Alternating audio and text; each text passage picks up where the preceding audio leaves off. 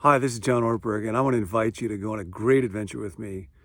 It's an adventure of the human mind. A friend of mine used to say that of all the freedoms human beings have, the greatest freedom, the ultimate freedom, is the power to decide what I will allow my mind to dwell on. That really determines the kind of life that I will live and the kind of person that I will be. That's the difference between hope and despair, between meaning and stagnation, between joy and emptiness, between love and isolation. And yet, ironically, often we pay a lot more attention to what kind of food will I put in my stomach today, or what kind of clothes will I put on my back, than I do what will I allow my mind to dwell on. So there is a practice in many, many wonderful traditions of wisdom. I was reading a book by a French philosopher named Hadot, and he says ancient Greek philosophy was really primarily committed to trying to produce human flourishing, philosophers, lovers of wisdom. So very often they would take their best thoughts and work hard to try to craft them into a single sentence that would be memorable and, in our language, sticky. And we see this, of course, in the Bible, in the book of Proverbs, supremely in the person of Jesus. We see it in another group of early Jesus followers called the Desert Fathers and Mothers. We see it in our day in groups like Alcoholics Anonymous. They are genius at boiling down great thoughts into something really memorable. I just saw one the other day that went like this: pour me, pour me, pour me another drink.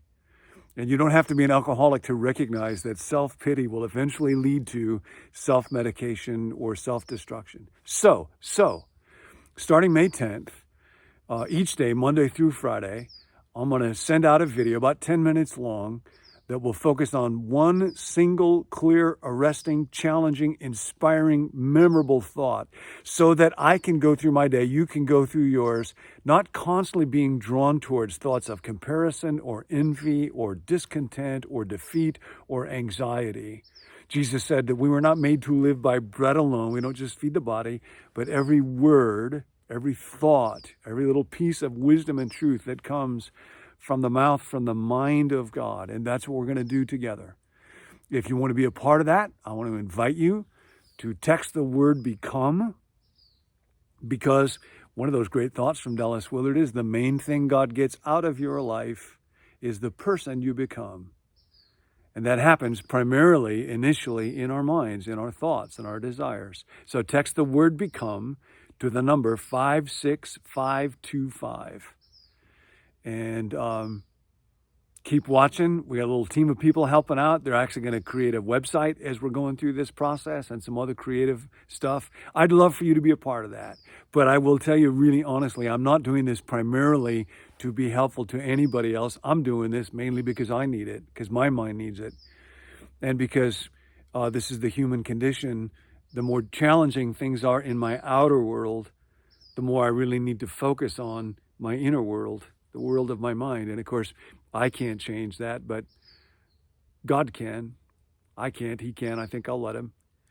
And so I'm inviting a community of people who need that kind of help. Another one of those wonderful expressions from AA, we're all here because we're not all there. Like mentally, intellectually, spiritually, emotionally, I'm not all there. I'm not complete. I'm not put together. So I need a community to go through life with. And I'd love it if you'd be one of those folks. And I think it's going to be a season of lots and lots of learning. So think about it, won't you?